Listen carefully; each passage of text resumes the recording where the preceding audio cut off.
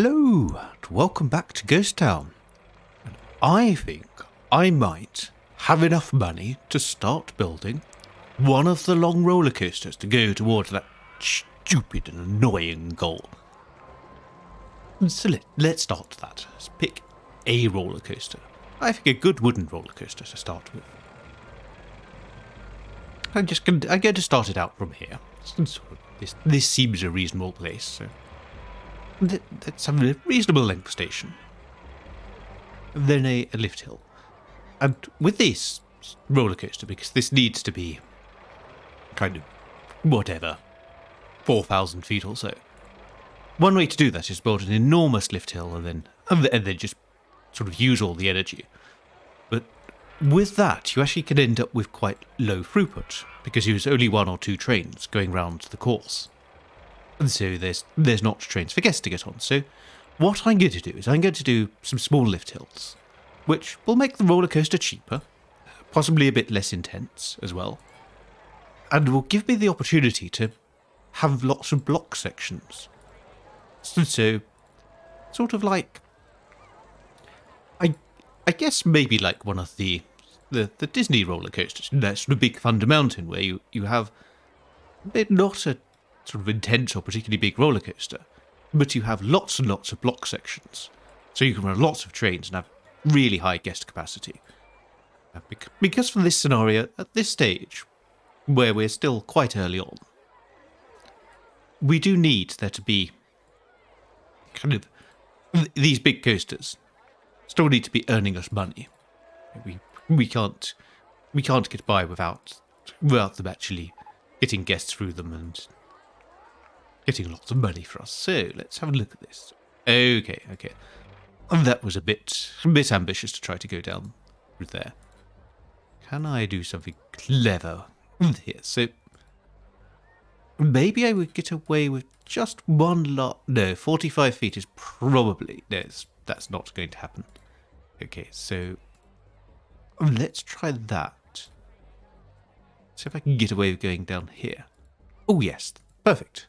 It's a nice little section here. I just want to see why.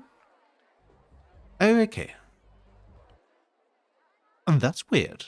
I don't know why that won't let me simulate that. How strange. And that should... Yes, because I should be able to simulate that. Let's go back to that and let's set that up. Oh, I see. Because I built a block break, it's complaining. It's saying, no, you can't do that. Has to be.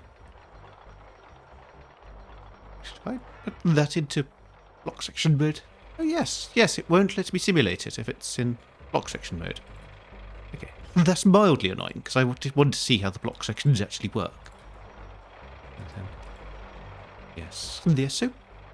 And this, I guess, is also part of my problem with these scenarios, is with the long roller coasters. Because roller coasters in the UK, which obviously would be most of my experience of roller coasters, are not particularly large.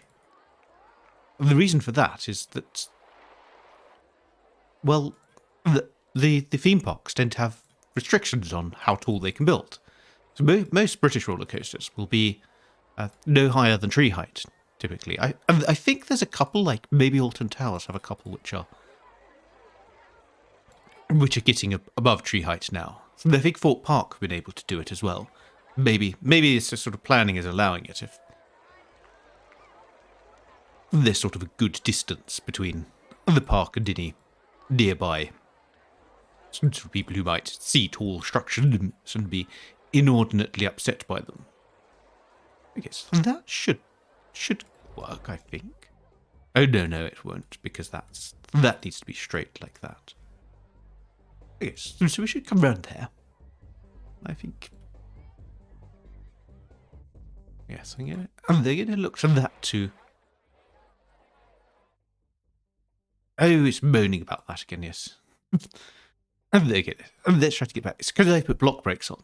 So when I've done this before, I usually just build the lift hills. And so then, what are you doing over there? I know you're a bandit, but I don't want you to be doing that kind of illegal activity, being a stupid place. Okay, so that should be good with the block brakes. And then let's see how this goes around here. Because I don't want it to be too intense a ride. I want it to be fairly decent, have some fairly good stats, but not to go too bad. So there we go. So we're going to go up here, and then this will be another lift hill. So yes, you don't get really the sort of rides like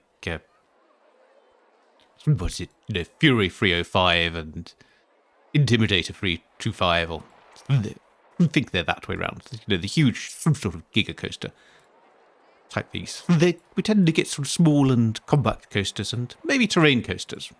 So there is one super long coaster, which is the ultimate, which is Lightwater Valley's thing, which is kind of 7,000 feet or something, and built partly by British Rail Engineering Limited. Some sort of not the manufacturer you would expect, but that's because that is a weird figure unto itself, the ultimate. So should use that as a barometer for British coasters in general. And yes, most coasters that I'm used to are kind of quite small things, like Chessington's Vampire and even the Fort Park, the Nemesis ones. Nemesis Inferno is quite a small coaster. Let's see if we can get some airtime hills on this. So yes, so this partly is why I'm also not a fan of these scenarios, because it feels a little bit unnatural to be building sort of huge coasters, because they kind of don't really think of coasters as being these big things. Coasters to me are kind of small and compact. And that definitely feeds into my preferred building style. It's definitely for small and compact coasters. Right, this actually, I'm not going to go into that like that. I think it's time for another lift hill. So let's try to get some decent height on this. 50 feet. And then we're going to go down. Can we go down all the way there? No, that's too much. Yeah, it's going to go down there. This thing is going to give us a fairly decent number of block sections as well. So good. Over there, a little bit of airtime over there. And then round here. I should probably check how long this coaster is, because this is probably getting to the point where it is suitably elongated. So is that lined up nicely? No, it's not lined up nicely with that. But that's fine. We can come round, then we can bend round to the left again. Go down through here.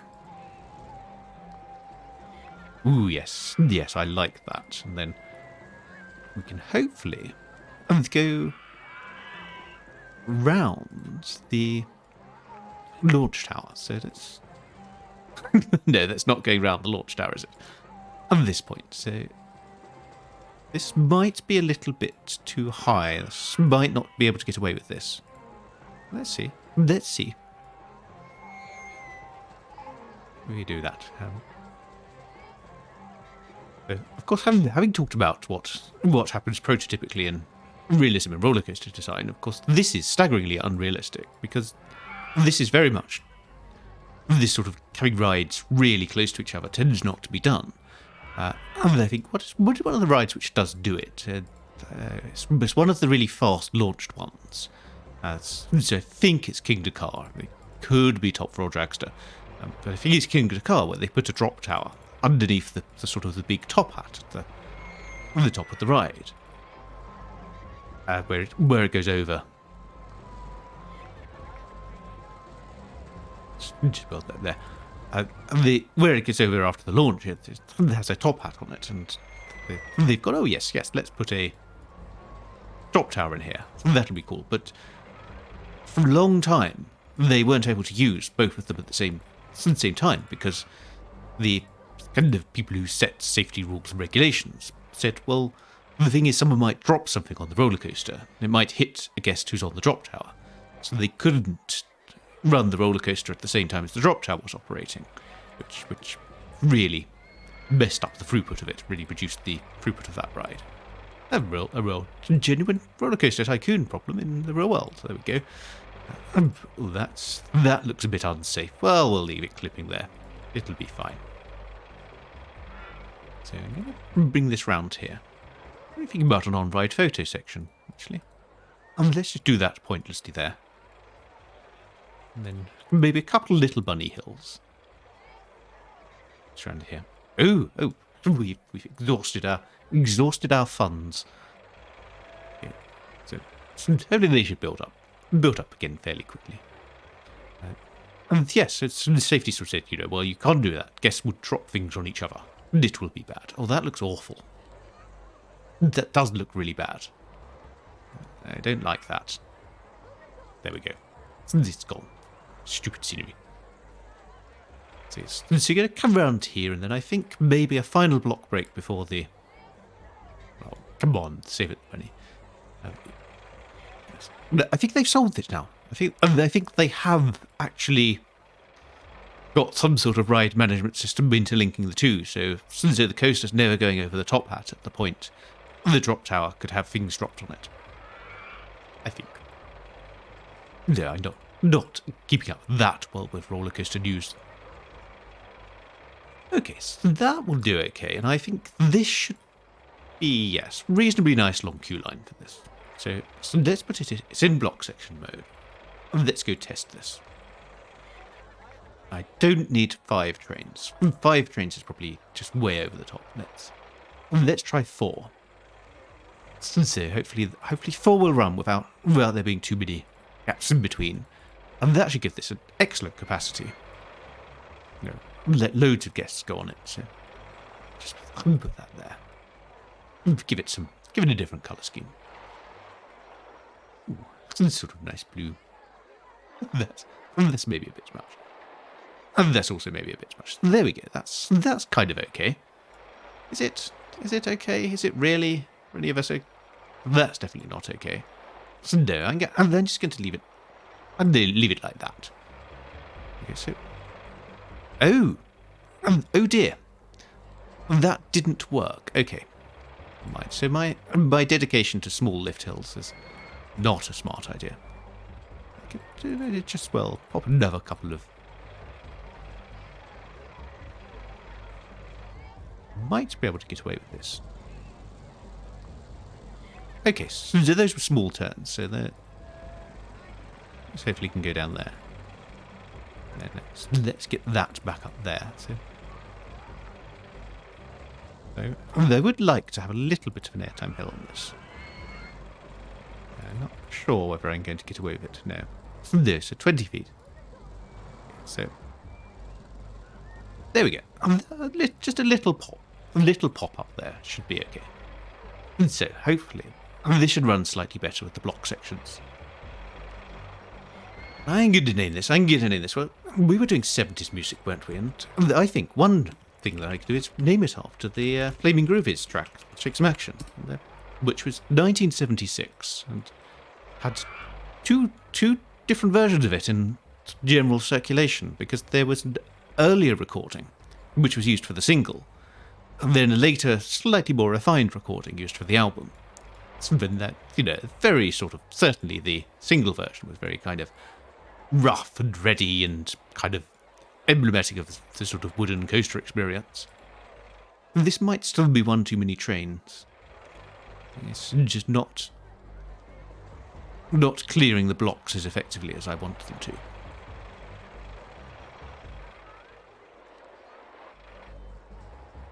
So, let's see. Hopefully they might space out a bit over time. We shouldn't have too many problems with the trains waiting at the top of each block. Yes, so that one waits there. That one waits there. I think maybe just 3 trains will do. Maybe. And then they can. So let's see how exciting this is first. I still have no test results. Oh no, I have a CPU problem now. That could be very bad, because this... When I talk about being unable to enjoy this scenario because of the goal, there's another secondary problem coming along, which is external things affecting my enjoyment of this scenario. So this is actually... Well, let me go back in history, not talk just about this episode. So, right, I'm going to, because that's not finished testing, I'm going to go back and do free trains. So in the first episode, I was having a hard time really getting audio where I wanted it to be. That's too many things kind of going on in the background, or bad settings, or the other things just sort of wrecking the audio, generally making it not the level of quality that I wanted. So it actually took me sort of 2 or 3 goes to get the first episode of this to a point where I was happy with it. And yes, mildly frustrating having to do all the same things over and over again, underrate them. And I felt fine, but it's fine. I've got the settings the way I like them. It's all good. We're totally okay. And then I recorded the second episode, and I had a really good time. It worked really well. It had a nice flow to it, had nice narration, some good facts. And what had happened is, in the background, some Windows process had decided that it wanted to update, or it wanted to do something in a way which either used the CPU or messed with the audio driver. So I had a lovely recording, beautiful narration, lots of flow, and every 2 or 3 seconds there was a burst of static, because something had decided, either had used enough CPU that OBS just couldn't keep up with the sort of audio driver latency, and it was just running out of samples, or they was messing with the audio driver, and therefore changing sample rates and doing things. And so I ended up with something that was not rescuable, and I gave it a really good try. I tried using all the tools that I use for recovering vinyl. Ooh, that is a long coaster. That's a little bit overbuilt, but it's got some really good stats, so we should be able to charge a lot for it. And really get lots of guests going through that. So, that's good. But yes, so I tried using the tools that I use for restoring vinyl and that, and no, I just could not get rid of this fact that every 2 or 3 seconds there was a subtle bonk where the sort of static would come in. And so here we go again, do exactly the same thing again, making a long and tedious scenario even more long and tedious. Now, at some point I did build some stalls. Oh yes, we need some more stalls, don't we? Let's have some food stalls and toilets around here. So, there you go. And let's have ruby toilets. After the Flaming Groovers. Although they weren't the only ones to record that. On the soundtrack to Clueless, the wonderful 90s movie that is, there is a version recorded by a band called Cracker, who also did Shake Some Action. Let's have that. The good old Candy Floss Doll. Warg.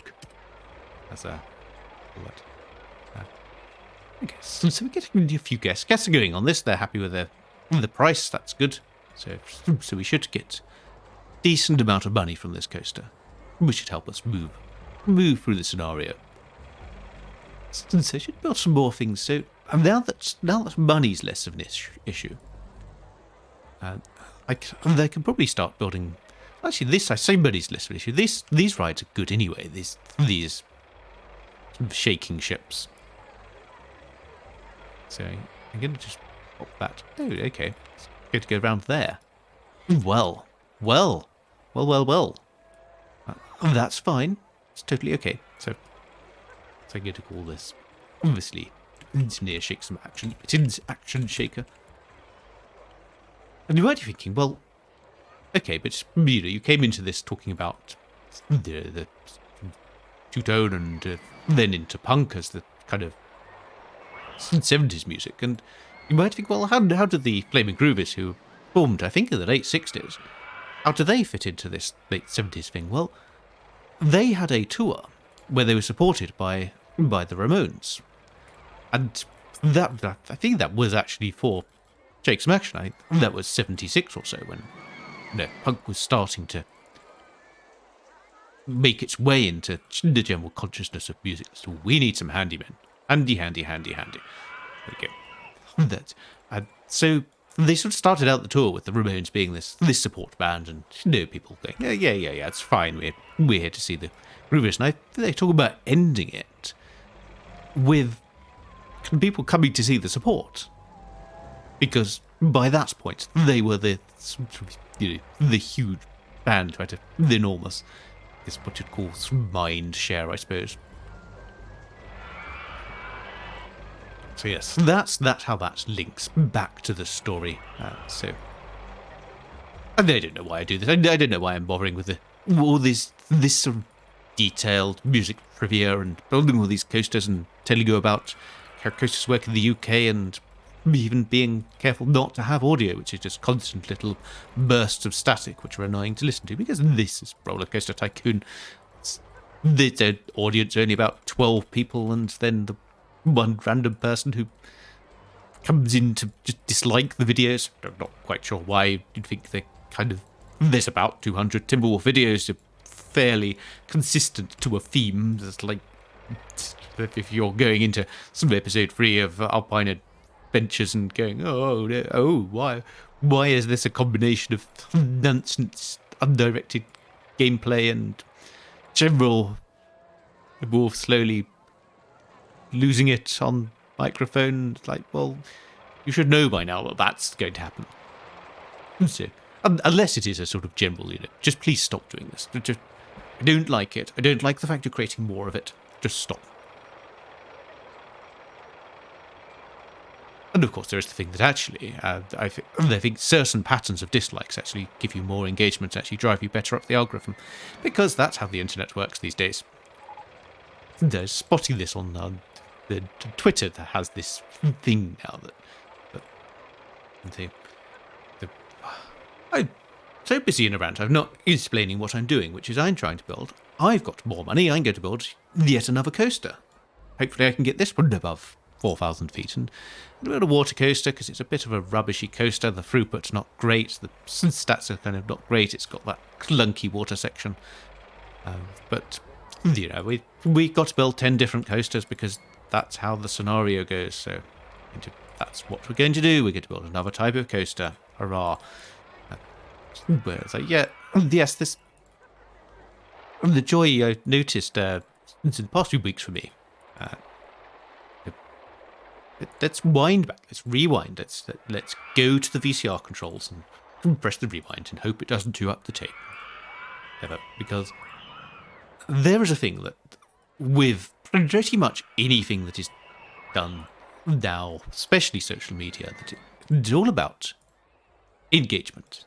Is nobody wants you going to their website and just reading what your friends are up to and going, oh yes, so that's what they're up to, that's excellent. I'm pleased that I have that information now, and I will go on and I will happily get on with my day. And social media websites, they just do not want that outcome, because obviously, if you're doing that, you're only there for a few minutes. You're kind of, probably just, you're going to mostly be a passive observer. You might occasionally post something going, yes, this is what I've been up to. And it's probably, you'll have a small network that's all... That's quite nice when that comes up on that lift hill. Yes, you'll have a small network of... what am I doing here? You have a small network of people that you talk to, and that'll kind of be pretty much it. You won't... And they found that, of course, it's far better to show you something that you don't like, so you'll disagree with it, you'll get angry, and you will go commenting on it, and you'll sustain an argument, and because of the way these things go, you'll have to keep coming back to it and go... Literally, that's what you would tweet or put on Facebook. You'd basically be naming a candy floss stall on Facebook. Ooh, it's looking a little slow. Okay, fine. So let's have some sploshing. There we go. Time for a good splosh. So will I get away with that? Oh yes, I will get away with that. There we go. Nice little bit of water coasting. And then we'll come down here and then. No, we won't come down that way. We'll go that. Yes. So they worked out that rather than try to show you what's happening with your kind of network in real time, reverse chronological order, it's far better to show you something where someone's made some idiotic and controversial comment, and then just keep showing it to you until you're probably just as annoyed by the fact you keep seeing this ridiculous thing as you are by the comment itself, and you're motivated to go, no, it's not like that. That's not how this works. What kind of fool are you? And then get dragged down into that. And so they kind of, every network, Facebook are really bad for it, Twitter kind of have this as well, kind of wants to show you the controversial things and the stuff that will make you all agitated and angry rather than show you pleasant things about what everybody is doing. Let's see. Will this be going slow enough at this point? Who knows? So, let's see. And so this is, of course, in conflict with you as a user. At least for me. I just want to see what is happening in reverse chronological order. You want to see who's posted most recently, and then this sort of work my way slowly backward until I go, well, this is something that I've seen before. I'm now fully caught up, and I don't need to worry about this. This is not going to benefit from a huge long queue line. This water boats because they don't. That's why. And Twitter has this weird thing because Twitter actually does offer. Now, okay, I'm not going to be able to do this the way I want. Yes, see, Twitter has this kind of weird situation here because Twitter does offer. No! Don't you go getting lost like the bandit did. That will anger me. That will anger me significantly. Get back on the path, you. This is like a rogue tweet from someone. That's just annoyed me, and now I want to argue with it. Anyway, yes, they kind of. But you as a user want to do that, but the sites don't want you doing that because that is going to make you just go, yes, that's what my friends are doing. I'm caught up. I'm good. Oh, there's one person just being deliberately controversial and tweeting controversial hashtags to get people to pay attention to them, but I'm going to ignore that because I'm only seeing it once, and then it's gone from your consciousness. And because Twitter has the biggest kind of disconnect with this, because they kind of, and I don't know why, Twitter sort of kept this up, where Facebook just went, well, screw you, we don't care. But Twitter kind of still keeps this latest view of you can see everything in reverse chronological order. But every so often, they had that big run where where the Twitter app just is constantly trying to get you to reset to show me controversial things I'm going to disagree with and have arguments online.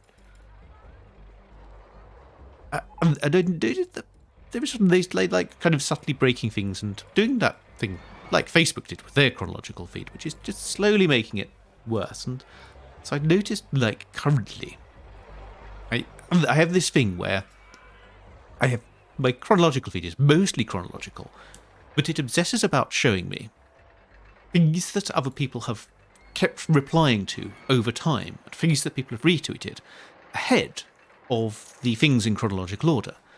And I'm never quite sure if that's just we broke it. Never ascribe to malice what can be ascribed to incompetence, particularly when you talk about large tech firms. So I'm not quite sure whether they just broke it, or they're just struggling to order things correctly, or whether they've gone, we're going to try to sneak this in because chances are if someone keeps replying to something or they keep retweeting it, it's probably controversial and maybe we can suck you in for an argument. And so that's why, actually, sometimes, and please don't do this because it's still saddening when I see people go, oh, the thing you're doing, I don't like it. I think it's rubbish. That's why sometimes actually dislikes can help videos, because YouTube does that same thing. It goes, well, people got annoyed by this. So while, yes, it has dislikes, it's showing that they will keep watching it to annoy themselves. Like old people back in the days of TV used to sit and watch things for a whole half hour, get really angry about them, and then send detailed letters about how they were really angry with them to points of view. How's this coaster doing?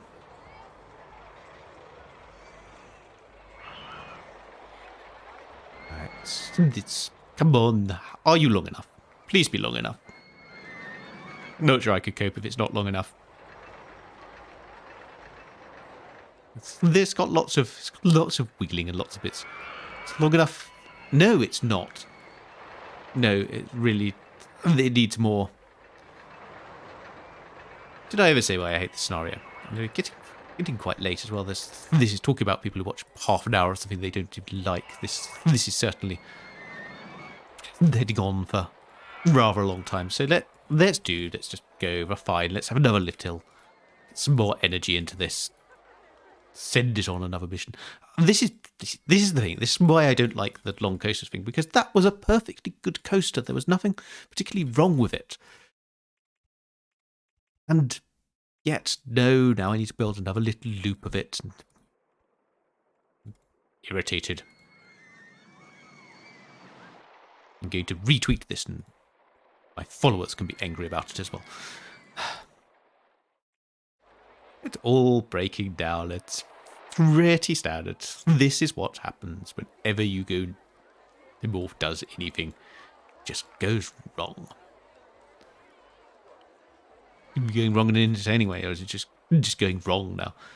Come on, bring the coaster back to the start. So that's going to be a particularly awful coaster like that. So maybe we do that, and then we have an S bend to the right.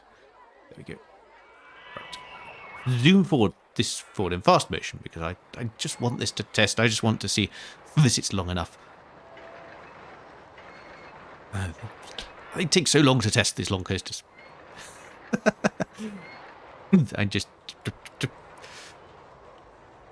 would hammer that dislike button, but A, it's a game from the early 2000s, it doesn't have one, and B, the engagement metric is just going to encourage more of this.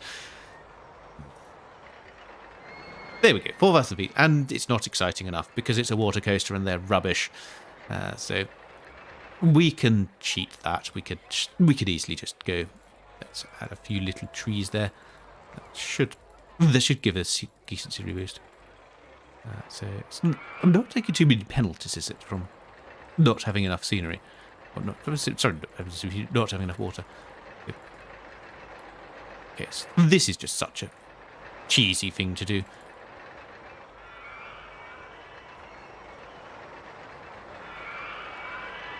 There you go. Let's see if that's built us up enough. If it doesn't, well, we'll keep going, because we'll probably build some roller coasters around this. Which, there we go. And there we go. That's fine. I'm going to give that some cheesy colours. Ooh, no, that's too cheesy for me. That's too dark. There we go. That will do. That can be a cheesy river. Fine. We're done. I am going to finish here. I see you in the future video, and now I'm going to go and see if I have another audio file full of static, by which you will know whether I have an audio file of static or not, by whether you're getting to see this. But anyway, I will see you in the next episode.